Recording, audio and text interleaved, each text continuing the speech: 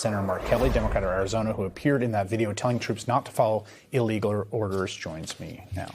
Senator, first I want to get your sense do you have a clear sense or a clear story from the Pentagon about what happened here, or do you need to know more? Oh, we need to know a lot more, Chris, and thank you for having me on. I went back and listened to some of the tape where I was asking some questions in the secure facility about those strikes. And there was, a lot of holes, and they could not give us a lot of information, and I felt they were being rather evasive. And it was not a compelling brief. So there needs to be an investigation. But I also want to comment on some of the video you showed of President Trump and Pete Hegseth. I mean, this is not leadership. We've never seen presidents, secretaries of defense that have acted in this way. The president is blaming Pete Hegseth. Pete Hegseth is blaming the admiral. Hegseth is basically turned around and doing the 100-yard dash in the opposite direction. This is exactly not the kind of leaders you ever want running any organization.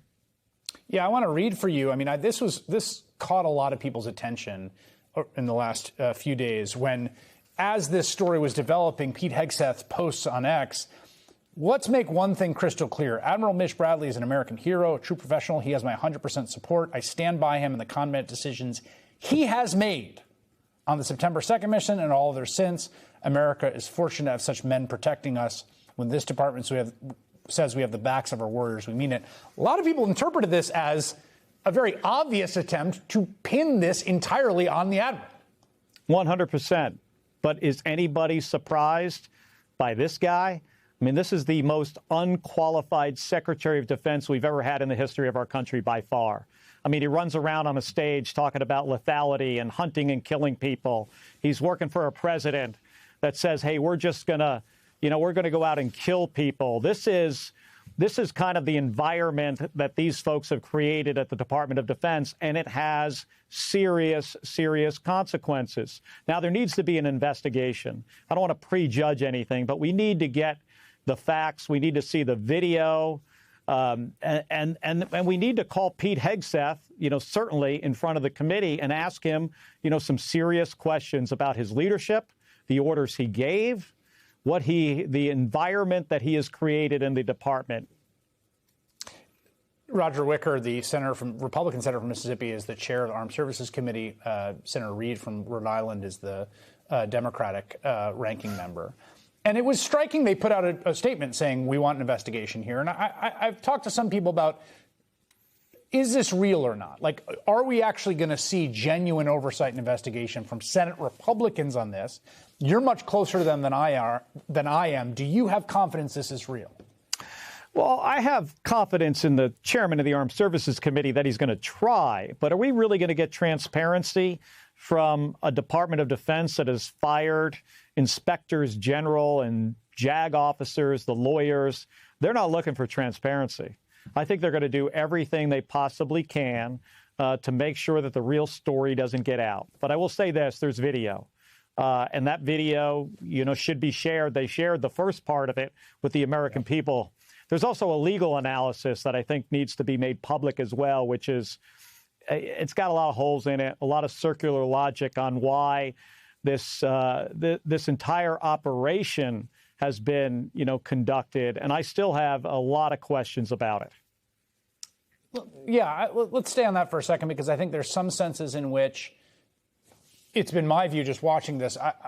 It seemed to me that the legal predicate or rationale for these strikes is incredibly thin and amounts to essentially killing civilians using wartime powers and authorities that are undeclared, unsought from Congress, and not publicly argued for. Now, in this case, the killing of two survivors is so clearly something that's, out past what's legally allowable. It seems to have captured people's attention. But do you think we should be having oversight of the entire operation as well, even if they are, they are drug runners or they are smuggling drugs or whatever is being alleged here? Well, yeah, we don't want drugs coming into our country. But this appears to me, and I think many others, to be a law enforcement problem. And we have to do a better job interdicting, these drugs coming into the country. A lot of this stuff goes to Caribbean islands first. Some of it goes on to Europe. Some of it goes into Mexico and through the southern border. But this is a job for the Coast Guard or sometimes a joint operation with the Navy. But Coast Guard does the law enforcement, operation here. And, they have taken our country, in a direction that now we have members of the United States military that have been put in an impossible situation because they're given, in the case of what we've seen here over the last couple of days, clearly unlawful, illegal orders. And there's tremendous pressure on them. And that was the point, of our video, is just to remind, members of the military that they have an obligation to follow the law. It wasn't specific to this case, but when you consider who this Secretary of Defense is and who this president is, we felt it was a very important message to get to our warfighters. There was a very strange moment today in which the president was having a cabinet meeting where Pete Hegseth was sort of once again kind of reiterating his distance from the ultimate decision on the second strike. And at the same time, or roughly contemporaneously, there was a press conference at the Pentagon who, they've basically kicked all the traditional, let's say, reporters out because they wouldn't sign this somewhat ludicrous agreement to basically allow the Pentagon to vet. So it's now filled with a very strange group of characters. And your name came up. There were some questions about the investigation. I just want to play you a little bit and get your response. Take a listen. Okay. If Secretary Phelan were to recommend court-martial, that could be an option on the table? All options are on the table at this moment in time, and we look forward to getting the Secretary of the Navy's review. And the Secretary of War has been very clear in his statements as well that he takes this extremely seriously, and it is unacceptable. What is your response to that? I haven't even been notified by the Navy. The only notification I've received of any investigation under the Uniform Code of Military Justice for basically saying what's in the Uniform Code of Military Justice. That's how ridiculous this is. But the only notification I've received is a tweet from Pete Hegseth. And that says everything you need to know about our Secretary of Defense, that he cares a lot about his Twitter account, how many views, who's following him on Twitter. That's the only notification I've received. These are not serious people. I can't imagine the Secretary of Defense, if he wants to come across as somebody who, or the Secretary of the Navy, if he wants to come across as a professional, that he'll pursue this because it's so patently ridiculous. But I'll tell you what, Chris, doesn't matter to me what they decide to do. It really doesn't, because I'm not backing down. I'm not being intimidated because this isn't really about me. It's not about those other 5 people.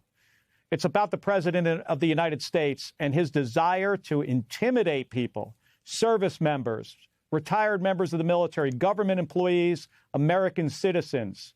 He didn't like what I said, and because of that, he wanted me killed. And now he wants me court-martialed. And he's going to force his Secretary of Defense to try to do it. They know where to find me. Senator Mark Kelly of Arizona, thank you so much for your time tonight. Thank you.